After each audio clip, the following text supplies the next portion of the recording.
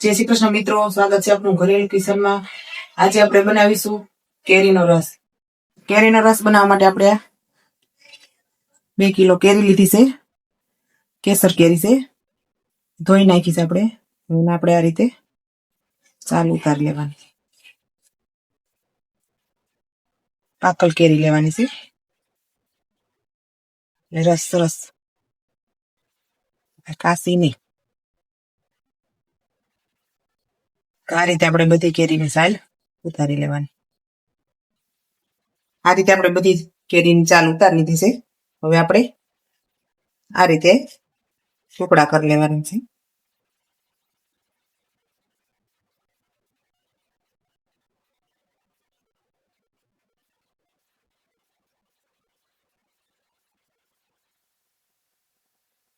આ રીતે આપણે બધી કેરી ટુકડા કરી લેવાના।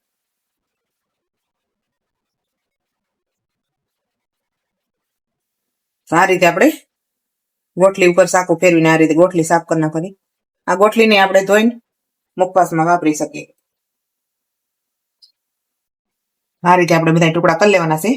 આપણે આને બ્લેન્ડરથી કે મિક્સરથી આપણે પીસી લેવાનું એક જારમાં। અમે તો બ્લેન્ડર જ વાપરી છીએ। અને આ ગોટલા આપણે બધા આ રીતે પાણીમાં ધોઈને કોરા કરી નાખવાના, એટલે આનો થોડાક દી મૂકો એટલે આની અંદર ગોટલી નીકળીને સરસ રીતે મુખવાસ થઈ જાય।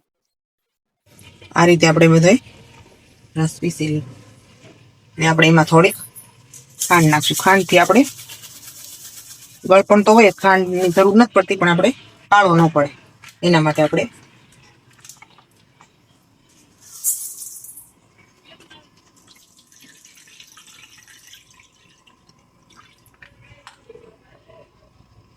એક કપ જેટલું આપણે દૂધ ઉમેરીશું। દૂધ ને ક્રીમ બે વસ્તુ આપણે નાખી શકીએ। ક્રીમ હોય તો ક્રીમ નાખી શકીએ, એ સ્વાદ સરસ આવે, રસ એકદમ સરસ રીતે આપણે મિક્સ કરી લેવાનું। ખાસ આપણે બ્લેન્ડરનો આટલો ફેરવો હોય તો ફેરવી શકીએ। આ રીતે આપણે મિક્સ કરી લેવાનું। તો જો આપણો રસ કેટલો ઘાટો છે।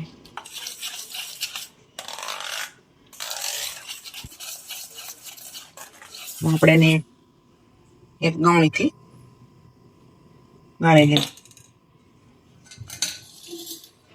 એક વાસણ આપણે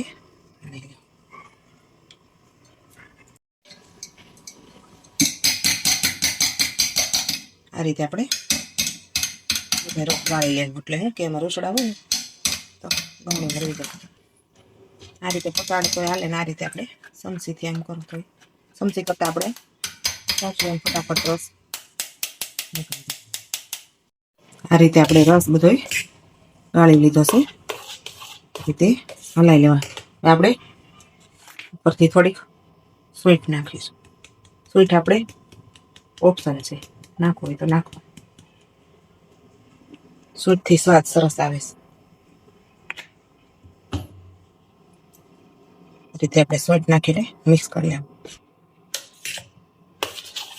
આપણે મિક્સ કરીને ફ્રીજમાં મૂકી દેવું, આપણે ઠંડો ઠંડો સર્વ કરીશું।